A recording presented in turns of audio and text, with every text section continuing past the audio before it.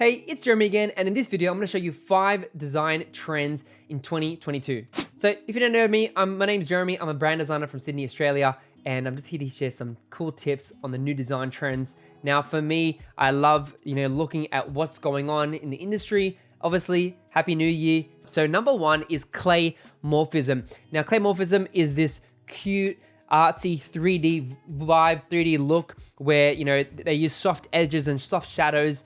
You can see an example here. I think it's really nice. These 3D little characters. We've also got another version here, so you can see when they're creating like a UI. You've got sort of these like the inner shadow and the outer shadow, very soft, bubbly, open. Makes you feel like you're on clouds, basically. So Claymorphism, it's very nice, and obviously there's glassmorphism as well, which is still going on. I think it's still trending, but Claymorphism, it's very cutesy and very, very artsy. I love that. But it's especially prevalent with like 3D objects. So you can see some examples here. This is what I consider like Claymorphism, fat, chunky objects. That looks really good with soft shadows, really like it. But yeah, you can download these 3D hands. These are really, really cool. And I just want to say thanks to Envato Elements for sponsoring this video. They're a great tool and subscription. I use it on the daily. Especially if you're a graphic designer. They have over 50 million assets. They've got images, graphic templates, they've got video templates, even sound effects. They've got graphics, photos, logos, even mock-ups as well. I especially love the mock-ups. They just work really well, especially if I'm doing a design or something like that. It just works really well. So definitely check them out. And if you do get an annual subscription, you'll get 50% off, and it only becomes like $16.50. Super cheap. And it's great if you're a freelancer and have all that client work to do. So definitely check out Envato Elements. I will put a link in the description below. Now, the next trend is the 3D NFT space. Now, there's so many different arts and pieces, and you can see here on Instagram, you've got like Prime Apes. Yeah, I don't know if you're into NFTs, but we can't deny that it is trending in the design and art space. So you can see here, Prime Ape, they've got beautiful 3D elements. Even this like avatar one, like that's pretty cool, as you can see that. So 3D is growing. Here's some examples as well. It's just people are very creative. They're using, whether it's an NFT or not, 3D is growing because of the tools like Blender, Cinema 4D, even Adobe has, been upgrading Dimension, and Illustrator. There's so many ways you can use 3D now. It's getting a lot more popular. Here's another cool designer, Amrit as well. He creates like these designs here. So this is like, very artsy, very cute. Love the 3D spaces he's creating and just creating like characters. I think it's really nice. So here's a nice example of some NFT 3D art. And then one more from RTFK Studios. They do a lot of that stuff as well. So you can see here, they got like these really cool characters. And I think I just really like this art style. It's very cool. Sometimes the characters remind me of like MapleStory, which is funny, but I think it's really nice, a nice space to be in. Now, trend number 3 is using Aurora gradients. Now, Aurora gradients is basically just using a lot of like a blend of gradients together, usually like a color gradient. So you can see if I scroll down in Sensorium, they've got like these, 3 different colors in the background, sort of blending together in that white space there. So I think this is a cool example.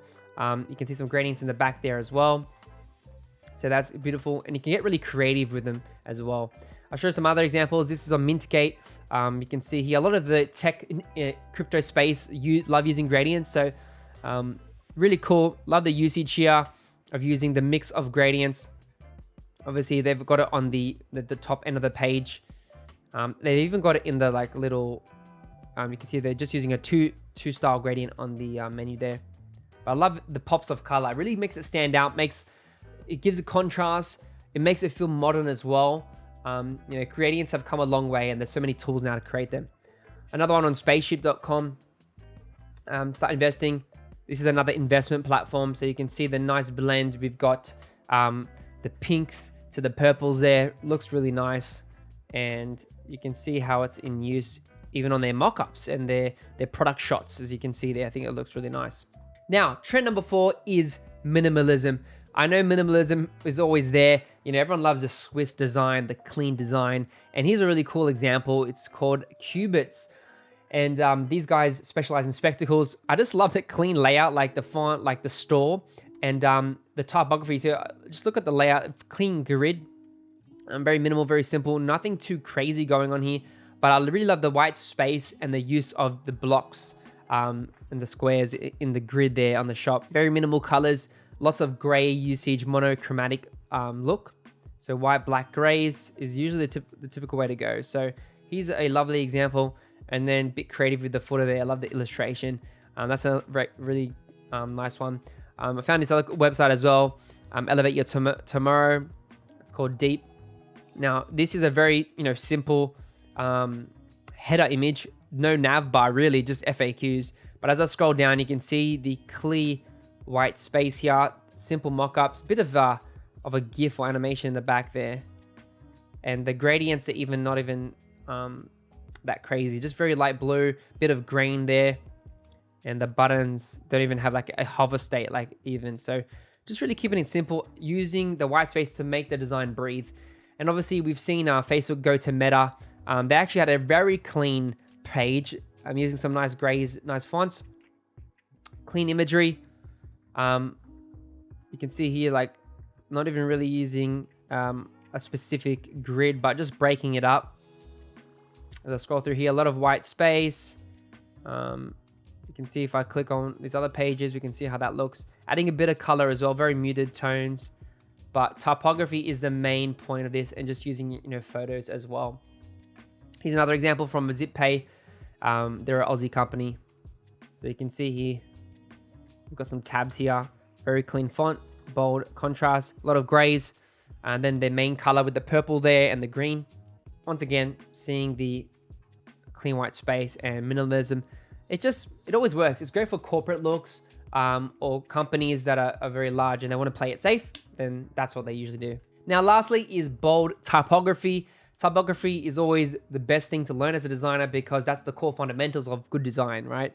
So I found some nice usage here. This is a website called welaunch.co, and it's for a brand project, I think. And yeah, they've got, I just love how they use the font here, the bold color, and it's like a grotesque, modernized, futuristic font. And that's why I felt like it was a bit different.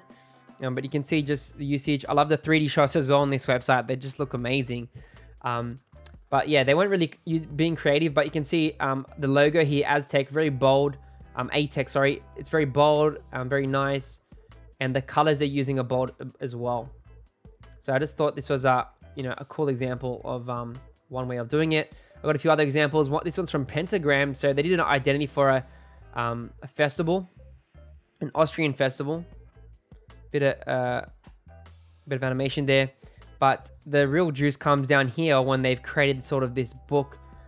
It looks like an art book or something like that. And you can see the font is just, I don't know what font they're using, but it's just so cool. Great for titles and headlines. And you can see the usage there on posters, on signage, and the use of the bold cut reds as well and blacks. I think is really awesome. So this was from Pentagram. Love the use of that bold font. And I think it's great.